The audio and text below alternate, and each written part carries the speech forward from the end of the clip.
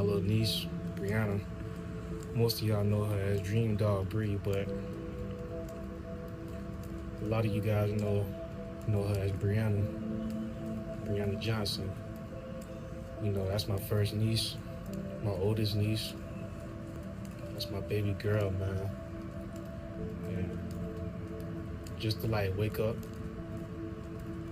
just like something tragic like that. That John killed me, bro. That John really killed me, bro. You feel me? Like, I don't even really know where to start at. I'm having a hard time making this video, but you just gotta appreciate everybody while they here, man. You gotta appreciate everybody while they here, no matter what. All that hatred, all that, bro. You just gotta get rid of it, man. You know, I remember when she was first born, I went to her birthday party. This was probably like 2005, 2006. When I found out that I was an uncle, I'm like, dang. Man, like, this feels different right here. I was at least like in like 6th grade, but I just want to let everybody know I appreciate y'all condolences, all the support, all of her supporters. You know, I could tell she was a very good person. Very, very good person. I've been getting so many likes and comments about her. You could tell she was just a genuine person. She ain't mean no harm. She just wanted to live her life the best way she could. And just take care of her family, man. She lived at peace, bro. I ain't gonna say a lie to you though. Me and her didn't have the closest relationship, but as an older uncle, as the older person, I try my best to be there for her as much as possible. But, you know, this goes out for everybody that's been looking out for her, and been asking about her. You feel me? I appreciate everybody for just reaching out and making sure everybody good. But, you know, we're doing all right though. So just keep us in y'all prayers, and our family gonna make it no matter what. Into the newsroom after a triple shooting in Miramar over the weekend. Police have confirmed today that a woman was killed after those shots were fired at a Lamborghini SUV driving through the neighborhood. 5:30 in the morning, a bright green Lamborghini SUV is cutting through a quiet Miramar, Florida neighborhood. Inside are 3 people, 2 men, and a 21-year-old woman who, just hours earlier, was laughing at a party, filming herself with the hundreds of thousands of people who followed her every move online. Then headlights appear behind them, closing the distance. Fast, the car pulls alongside the driver's side window, and then the night rips open with gunfire. The Lamborghini blows through a stop sign, crashes into the side of a house, and when police arrive, they find 3 people shot. One of them will not survive. Her name was Brianna Johnson. You probably know her as DreamDoll Bri. And what happened to her in those final minutes is something her family, her fans, and an entire police department are still trying to piece together right now, in real time, with no arrests and very few answers. Before we go further, I need you to do something for me. If you're new here, hit subscribe and turn on that notification bell. Because we cover cases like this the moment they break, and a lot of the details we uncover don't make it into the headlines. This isn't just content to us. Every case we tell is a real person, a real family, somebody's daughter, somebody's friend, who deserves to have their story told right, and not forgotten in a week when the news cycle moves on. If this case matters to you, let us know you're here. Like this video, drop a comment. Because the algorithm decides whether stories like Bri's keep getting told or get buried. Her family is out there right now, waiting for someone to be held accountable. The least we can do is make sure people don't stop paying attention. So let's talk about who Brianna Johnson actually was. Because before she became a headline, she was building something real, online. She went by DreamDoll Bri and also at Girl Bri. If you spent any time on TikTok in the past year or two, there's a good chance her sound found you even if her face didn't. She was behind the viral track Bend Over, the kind of sound that takes over an entire platform for a few weeks, showing up in thousands of other people's videos, dance trends, transitions, edits. That's not small. That's the kind of reach a lot of people chase for years and never get. She had built more than 370,000 followers on TikTok, another 85,000 on Instagram, a Miami-based creator with a growing name, a lifestyle brand, the kind of online presence that turns into real opportunities if it keeps climbing. And by every account so far, she was well-liked. The tributes that started flooding her page within hours of the news breaking weren't polite. Distant condolences. They were raw. People calling her Bri from Broward, saying she didn't deserve this, saying the Broward community was in disbelief. That kind of reaction tells you something. This wasn't a stranger to her followers.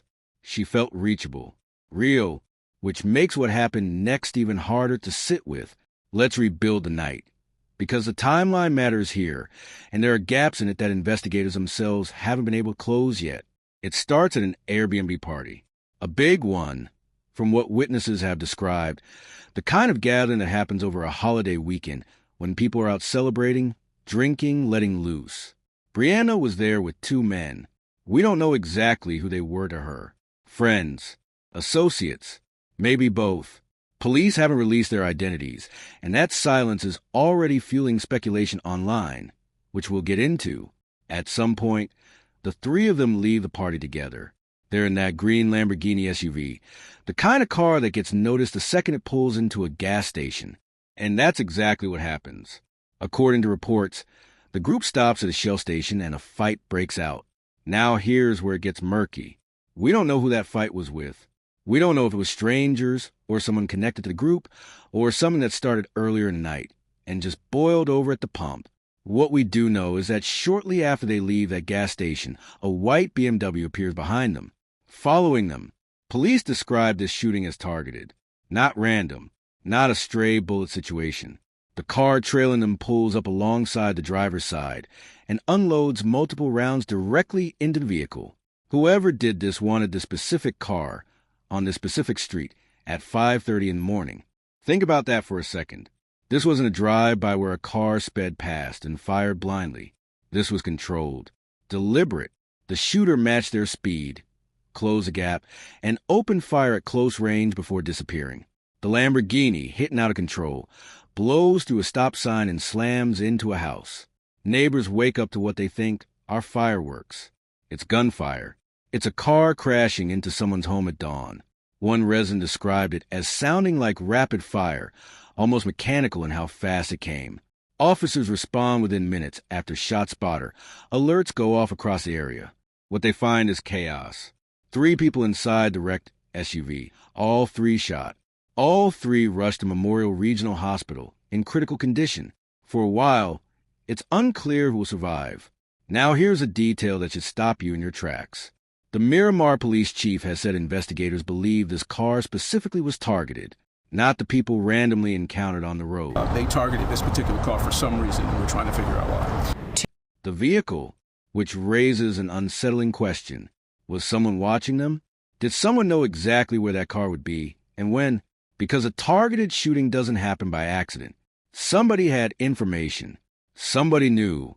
And that's the thread investigators are now pulling on. Because if this was planned, then somewhere in the hours before the shots were fired, somebody made a call, sent a message, or watched from somewhere close enough to know exactly when to strike.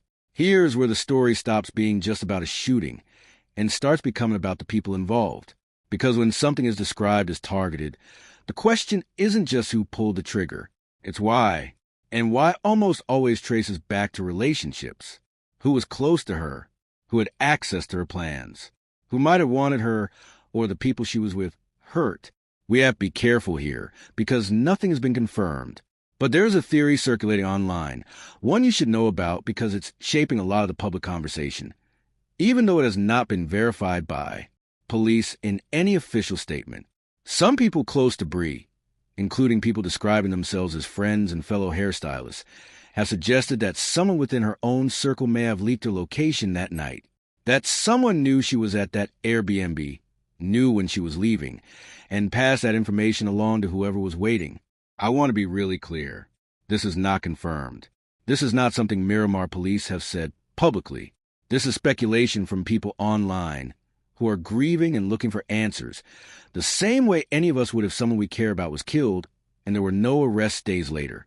But it's worth sitting with, because if it's true, it changes everything about how we understand this case. It means this wasn't a stranger with a grudge. It means someone she trusted or thought she could trust may have set the entire sequence of events in motion. And that's the part that should unsettle you.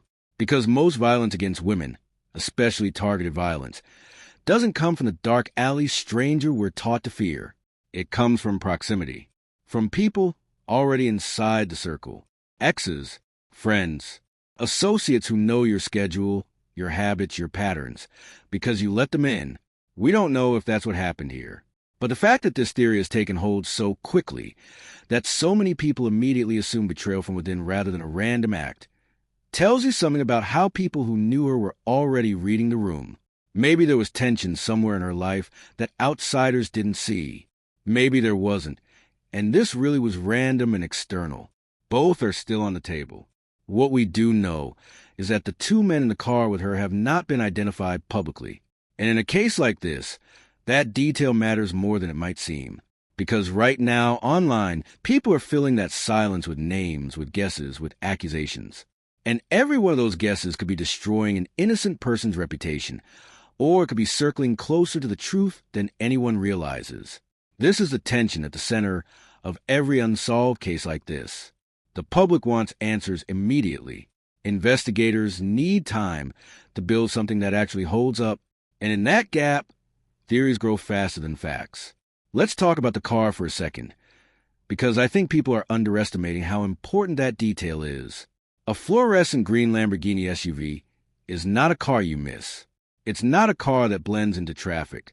If you're trying to follow someone without them noticing, that is the worst possible vehicle to be tailing, because everyone on that road that night could see it coming from blocks away, which means whoever was following them either didn't care about being seen or knew they'd only need a few seconds once they made their move.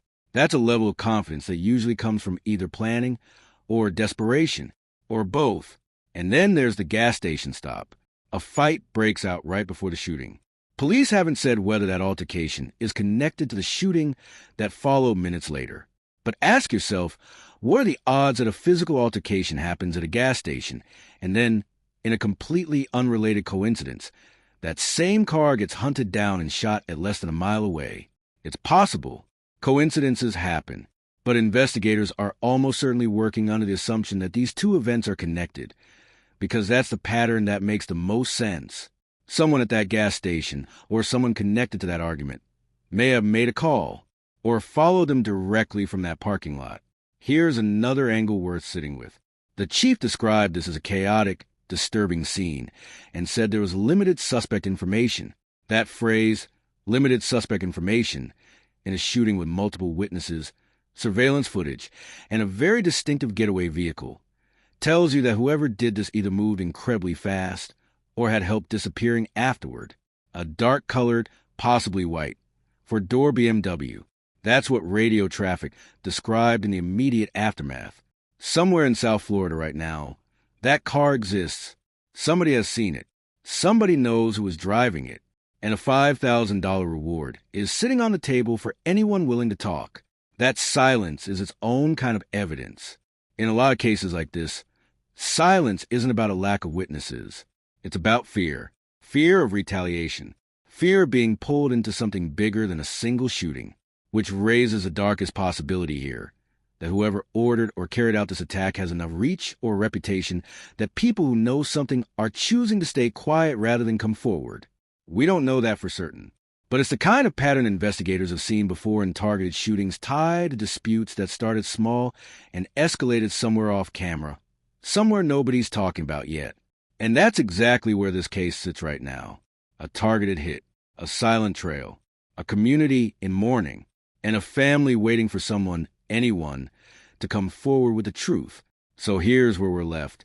A 21-year-old woman with hundreds of thousands of people who watched her life unfold online, gone in the space of a few seconds on a quiet street at 5:30 in the morning. No arrests, no confirmed motive, a car that vanished into the dark and hasn't been found, and a community left asking the same questions we're asking right now. Was Brianna specifically the target, or was this really about the car, or about whoever she was with that night? Was the fight at the gas station the spark, or just an unrelated coincidence that happened to occur minutes before the shooting? And if someone close to her really did share a location that night, what does it mean that the people supposedly protecting her or trusted by her might be the reason she never made it home? Here's what I keep coming back to. Targeted violence rarely comes out of nowhere. Somewhere in the days or hours before this happened, there were signs, a conversation, attention, a decision made by someone who knew exactly where that car would be. The question is whether Brianna had any idea she was in danger, or whether this came at her completely without warning, in the middle of an ordinary night out with friends. I want you to think about how fast an ordinary night can turn. A party, a stop for gas, a short drive home, and how much has to go wrong or be planned for that ordinary night to end the way this one did. This case is still open. Nobody has been arrested, and that means somewhere out there, somebody knows exactly what happened, and they haven't said a word. So I want to hear from you. Do you think this was random, or do you think Brianna or the men she was with were the actual target from the start? Do you think someone close to her leaked her location? Or do you think that theory is people online reaching for an explanation because the silence is unbearable? And if you were investigating this case, where would you be looking first? The gas station fight, the two unidentified men in the car, or somewhere else entirely? Drop your theory in the comments. I read every single one, and honestly, some of you have cracked details on past cases before investigators ever confirmed them publicly. If this case gets solved, I want to come back and update you the moment it happens.